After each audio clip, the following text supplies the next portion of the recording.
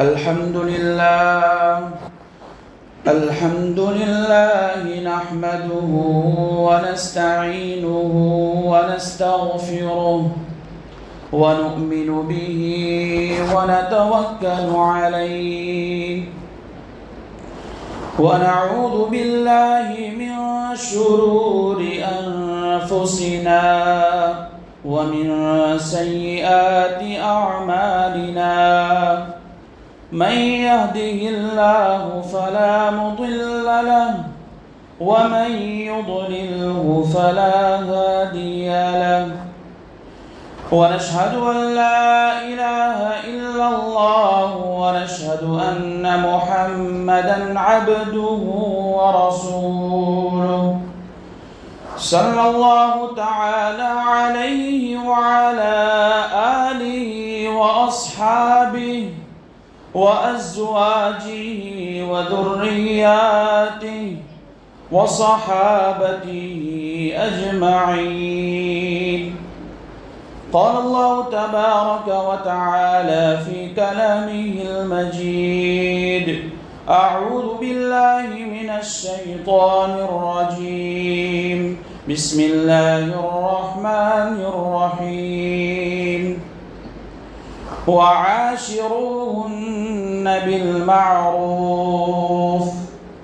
قال النبي صلى الله تعالى عليه وسلم: خياركم خياركم لنسائهم وأنا خياركم لنسائي.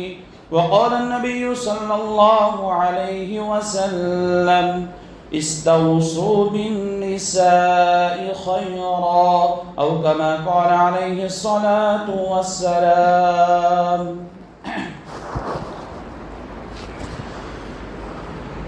محترم و مکرم قابل سب تکریم بزرگان کرام، علماء کرام،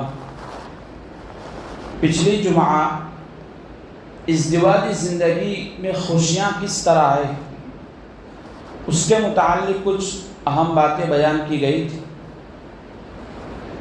اسی موضوع کو آگے بڑھاتے ہوئے کچھ ایسی چیزیں آپ کے سامنے پیش کروں گا انشاءاللہ جو ہمارے معاشرے کے اندر آج جاری و ساری ہے. اس سے قبل 3 چیزیں میں اس رشتے کی اہمیت کے اوپر بیان کر رہا ہوں. ایک بہت بڑے محدث علامہ نووی رحمۃ اللہ علیہ، بہت بڑے محدث حدیث کے باب میں، انہوں نے اپنی کتاب کے اندر سب سے پہلا جو باب قائم کیا ہے وہ اسی رشتے کے متعلق قائم کیا ہے، باب النساء. کیا وجہ ہے؟ چونکہ اللہ کے رسول صلی اللہ علیہ وسلم کی تعلیمات سے پہلے اور ان کی بعثت سے پہلے جب دور جاہلیت تھا، اس وقت عورتوں کو ایک مظلوم سمجھا جاتا تھا. گویا کہ عورتوں کو انسانیت سے خارج سمجھتے تھے، اس کو انسان سمجھتے ہی نہیں تھے. جیسے ایک بھیڑیا گھر پر لا کر رکھ دیتے ہیں اور اس کے سامنے چارہ پانی رکھ دیتے ہیں، اسی طرح عورتوں کو بھی گھر کے اندر لا کر رکھ دیتے تھے.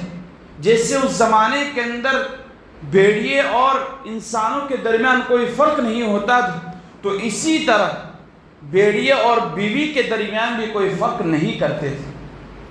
لیکن قربان جاؤں اللہ کے نبی صلی اللہ علیہ وسلم پر، سید الکونین پر، سید الانبیاء پر، فخر دو جہاں پر، کہ انہوں نے دنیا کے اندر آ کر خود بھی 11 شادیاں کی اور لوگوں کے سامنے یہ بیان کیا کہ عورتوں کے ساتھ کیسے رہنا ہے، ازدواجی زندگی کیسے گزارنی ہے. آپ علیہ الصلوۃ والسلام کو جب ان کا آخری حج، حجۃ الوداع جس کو ہم کہتے ہیں، حجۃ الوداع کا موقع ہے، عرفات کا میدان، اللہ کے رسول صلی اللہ علیہ وسلم تمام صحابہ کو جمع کر کے درمیان کے اندر اٹھنی پر بیٹھے ہوئے. اللہ کے رسول کو یہ بات معلوم ہو چکی ہے کہ اب یہ میرا آخری حج ہے، اب میری زندگی کا سفر ختم ہو رہا اور مجھے میرے اللہ سے ملنا ہے اور میرا انتقال ہونا ہے، اس موقع پر اللہ کے رسول صلی اللہ علیہ وسلم نے بہت شاندار خطبہ دیا۔ اب ظاہر سی بات ہے، جو آدمی آخری مرحلے کے اندر باتیں کہتا ہے وہ کوئی معمولی باتیں نہیں کہتا ہے، مرتے وقت جو باتیں بیان کرتے ہیں وہ بہت قیمتی باتیں ہوتی ہیں۔ اسی لیے کہا کرتے ہیں جب موت کا وقت ہوتا ہے تو اس کے گھر والوں کو میت کے پاس رہنا ہوتا ہے، کہیں کچھ اہم چیزیں بیان کر۔ تو اللہ کے رسول صلی اللہ علیہ وسلم بھی آخری وقت میں یہ بیان کر رہے ہیں صحابہ کرام رضی اللہ عنہم اجمعین کے سامنے، اس میں بہت قیمتی باتیں بیان، لیکن اس میں سب سے اہم جو زور دیا گیا اور جو بات بیان کی وہ یہی کہ استوصوا بالنساء خیرا، تم عورتوں کے ساتھ اچھے سلوک سے پیش آؤ، یہ میری تم کو نصیحت، یہ میری تم کو وصیت۔ ذرا غور کر اللہ کے رسول کس موقع پر کس جگہ پر کہہ رہے ہیں؟ عرفات کے میدان میں آپ کا آخری حج، آپ کی دنیا سے رخصتی ہیں، اس موقع پر سب سے قیمتی بات جو بیان فرما وہ یہی بیان فرما۔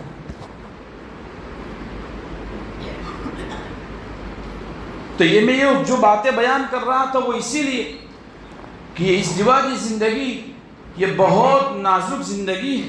پچھلی جمعہ بھی میں نے اسی کو بیان کیا تھا کہ بہت نازک رشتہ ہے، ذرا سی حقوق کی کوتاہی کے اوپر یہ رشتہ ٹوٹ جاتا ہے۔ اسی لیے آج چند ایسی چیزوں کو جو ہمارے معاشرے کے اندر رائج ہیں اور جس کو ہم نہیں سمجھتے ہیں، جس کی بنا پر ہماری ازدواجی زندگیاں تلخیوں سے بڑی ہیں، ہماری ازدواجی زندگیاں خوشیوں سے دور ہیں اور غم ہی غم ہماری زندگیوں کے اندر، اسی کو بیان کریں۔ سب سے پہلی بات آپ ذہن میں رکھ لیں کہ اللہ کے رسول صلی اللہ علیہ وسلم خود بیان کر رہے ہیں کہ یہ جو عورت کی پیدائش ہوئی ہے وہ ایک ٹیڑھی پسلی سے ہوئی ہے، گویا عورت کی فطرت ہی ٹیڑھا ہونا ہے۔ اب ظاہر سی بات، جو چیز ٹیڑھی پیدا ہوئی اگر ہم اس کو درست کرنے جائیں تو وہ ٹوٹ ہی جائے گا۔ اب اس کو صحیح کرنا ہے تو اس کو ٹیڑھا کر کے صحیح کرنا پڑے گا۔ یہ عورت کی خوبی، آج لوگ عورت کو طعنہ دیتے ہیں تو ٹیڑھی پسلی سے پیدا ہوئی، تیرے اندر کیا عقل ہے؟ یاد رکھیے کہ عورت کے اندر عیب نہیں ہے، اللہ کے رسول فرما رہے ہیں یہ عورت کے اندر ایک کمال کی چیز، اس کی فطرت، اس کی پیدائش ہی ٹیڑھا ہو۔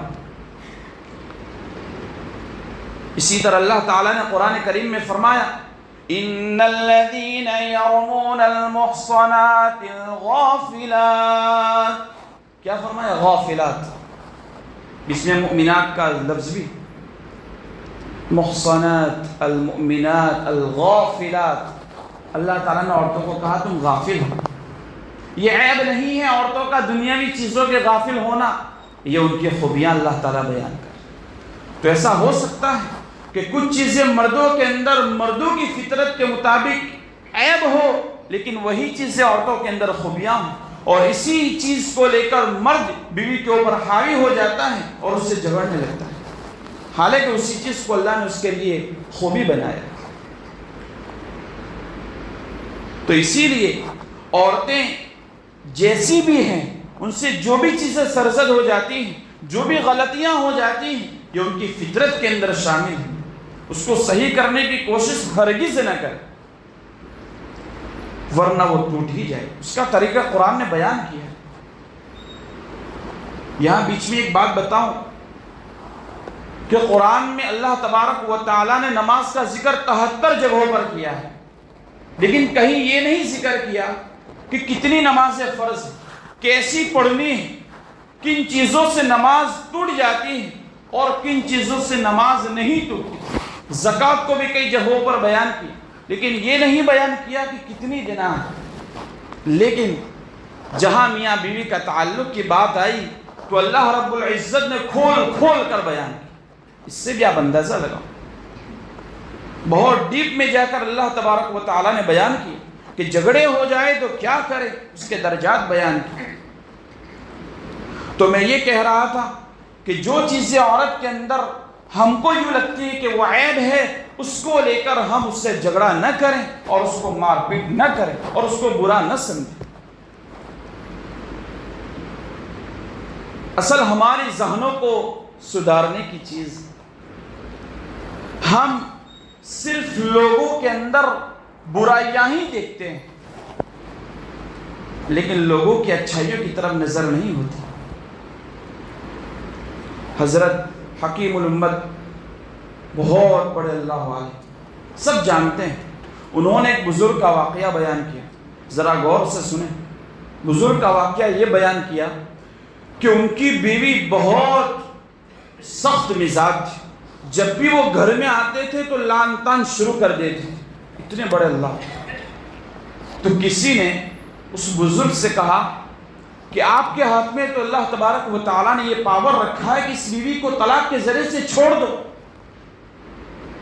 تو اس بزرگ نے کہا صحیح بات ہے، اللہ نے میرے ہاتھ میں یہ پاور رکھا ہے کہ میں ابھی چھوڑ دوں اسے، لیکن میں کیوں چھوڑوں؟ اس لیے کہ چاہے اس کے اندر ساری خرابیاں ہیں، لیکن ایک خوبی اس کے اندر موجود ہے، اور وہ وفاداری کی، کہ مجھے یقین ہے اگر مجھے پولیس 50 سال جیل کے اندر ڈال دے، لیکن میں اس عورت کو اگر ایک کونے میں بٹھا کر جاؤں گا تو 50 سال کے بعد وہیں پاؤں، بس اس ایک خوبی کی وجہ سے میں اس کو نہیں چھوڑا۔ اس واقعے کے سبق ملتا ہے کہ ہم چاہے اس کے اندر جتنی بھی خرابیاں ہوں، لیکن خرابیوں کو نظر انداز کریں، اگنور کریں، اور اس کی خوبیوں کو تلاش کریں، اور اسی خوبیوں کو لے کر ہم کے ساتھ اللہ کے رسول کے احکام کے اوپر عمل کریں کہ اچھا سلوک۔ آج میں آپ کو بتاؤں، برا مت مانیے گا، ہم بھی لوگوں کے اندر خرابیوں کو تلاش کرتے ہیں، چاہے کوئی بھی۔ آج لوگ، بہت سے لوگ ہم کو سناتے ہیں، ابھی فون آیا کہ بھائی ہمارے بستی کے اندر ایک آدمی ایسا ہے کہ وہ باہر آٹو پر، مسجد کے اوٹے پر بیٹھا رہتا ہے اور صرف یہی دیکھتا ہے کہ مسجد کا امام کیا کر رہا ہے۔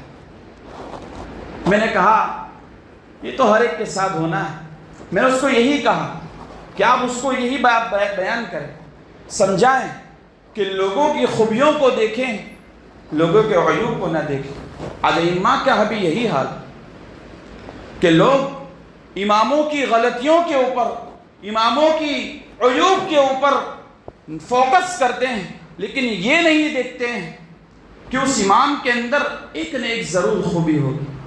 یاد رکھیے، یہ میں اپنے لیے نہیں کہہ رہا ہوں، میں یہ نہیں کہہ رہا ہوں کہ آپ میری عزت کریں، اس لیے کہ وَتُعِزُّ مَن تَشَاءُ وَتُذِلُّ مَن تَشَاءُ، عزت دینے والا بھی رب ہے، ذلت دینے والا بھی رب ہے۔ لیکن میں آپ کے فائدے کے لیے کہہ رہا ہوں کہ جو آدمی ائمہ کے پیچھے پڑتا ہے، ائمہ کے عیوب کو تلاش کرتا ہے، ائمہ کے متعلق اپنے دل کے اندر قدورت کو رکھتا ہے، یاد رکھیے پورے 50 سال وہ نماز ادا کرے گا، لیکن اللہ اس کی نماز کو قبول نہیں کرے گا۔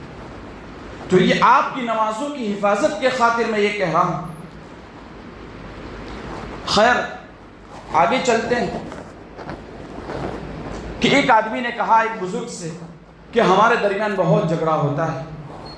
تو اس اللہ والے نے کچھ بھی نہیں کہا، صرف ایک بات بیان کی کہ ابھی گھر جاؤ، اور گھر جا کے جب کھانے بیٹھو تو بیوی کے منہ کے اندر محبت کے ساتھ ایک لقمہ ڈال دی۔ ایک دن ہوا، 2 دن ہوا، چند دن گزرے، وہ آدمی آیا، کہنے لگا کہ آپ نے تو کمال کر دیا، جو بیوی ہر وقت مجھ سے جھگڑتی تھی، آج وہی بیوی سب سے زیادہ محبت کرنے لگی۔